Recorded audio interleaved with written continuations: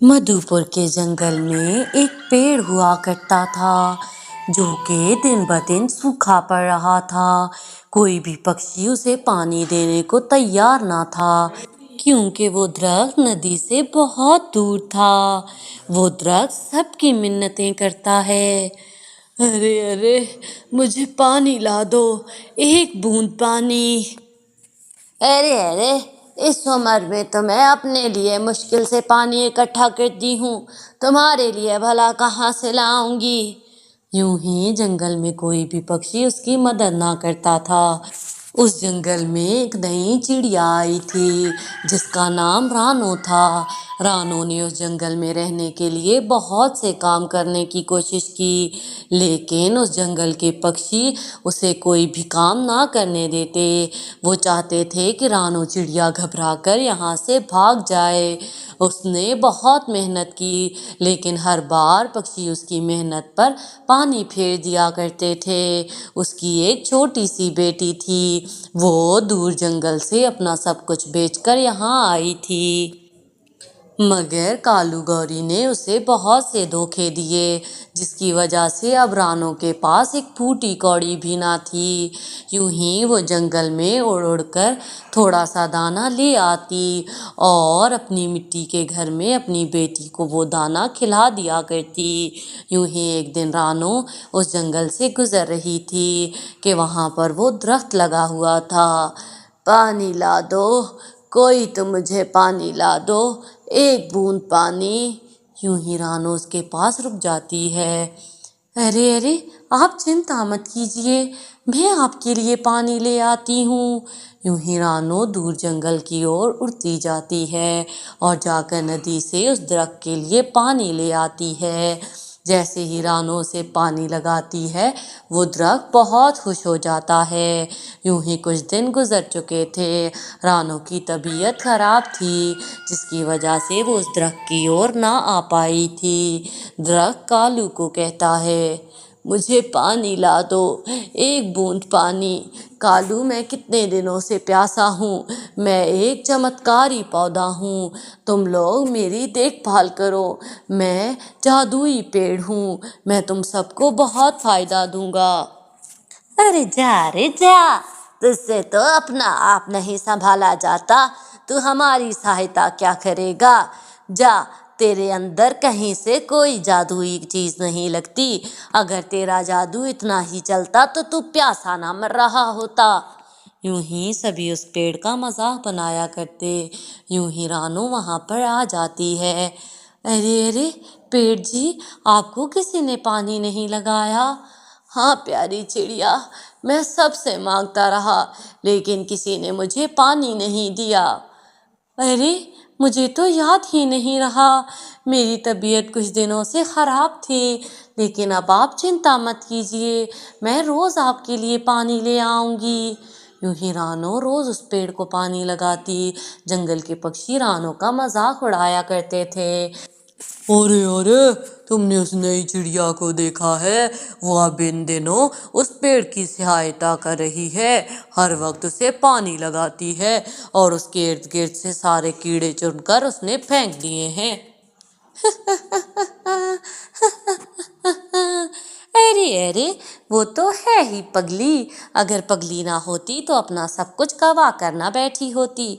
आप उसको छोड़ दीजिए, वो भी उस जादुई पेड़ की तरह ही है, इन दोनों का जादू किसी पर नहीं चलेगा।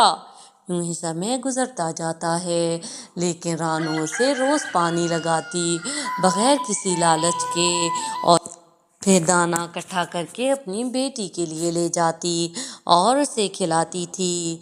यूं ही उसके दिन गुजरते जाते हैं और एक दिन वो पेड़ रातों रात जादुई पेड़ में बदल जाता है।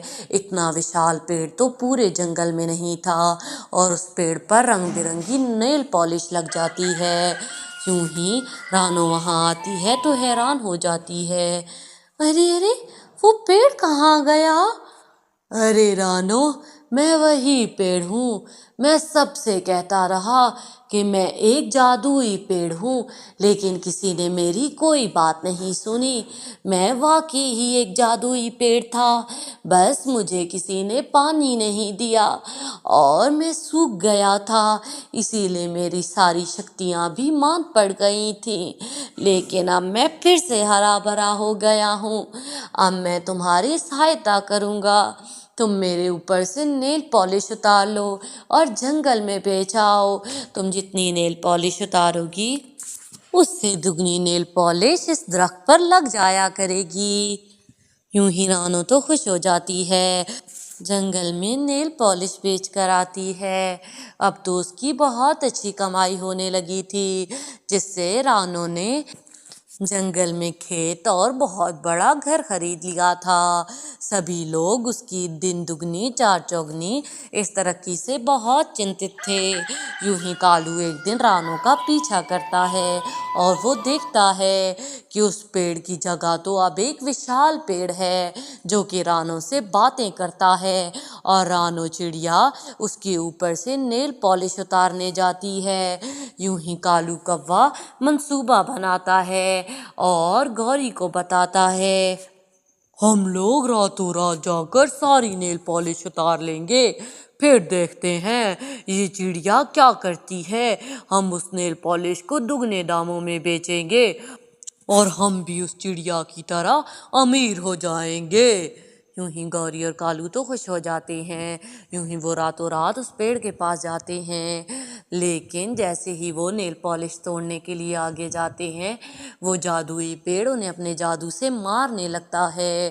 یوں ہی وہ انہیں مار مار کر ان کو زخمی کر دیتا ہے۔ ارے ارے چھوڑ دو ہمیں پیڑ، چھوڑ دو، ہم سے غلطی ہو گئی۔ ارے ارے جب میں تم سب سے مدد مانگتا رہا، تم میں سے کوئی میری مدد کو نہ آیا، اور اب تم لوگ رانو کی ترقی سے جل رہے ہو۔ یہ کامیابی اور یہ سب کچھ رانو کے لیے ہے، تم سب کے لیے نہیں۔ تم سب نے مجھ پر دیا نہیں کھائی تھی تو میں بھی نہیں کھاؤں گا۔ آج کے بعد اگر رانو کو تم لوگوں نے تنگ کیا تو تم لوگوں کی ایسی درگت بناؤں گا کہ ساری دنیا یاد رکھے گی۔ ارے ارے ہمیں معاف کر دو، ہم آئندہ کبھی ایسا نہیں کریں گے، ہم تو رانو کا نام بھی نہیں لیں گے۔ یوں ہی وہ ان کو چھوڑ دیتا ہے۔ کالو اور گوری تو زخمی حالت میں گھر پڑے تھے۔ ہائے رے دیا، میری تو کمر توڑ دی اس جادوئی پیڑ نے۔ ہائے ہائے میں مر رہا ہوں، ہائے۔ ان دونوں کو ان کے کیے کی سزا مل جاتی ہے، جبکہ رانو تو اپنی بیٹی کے ساتھ خوشی خوشی زندگی گزارتی ہے۔ تو پیارے ویورز، ہماری نیکی کبھی ضائع نہیں جاتی، اسی لیے ہمیشہ اچھا کیجیے۔ اگر آپ کو یہ کہانی پسند آئی ہو تو پلیز میرے چینل کو بھی سبسکرائب کر دیجیے گا اور اس ویڈیو کو لائک کرنا نہ بھولیے گا۔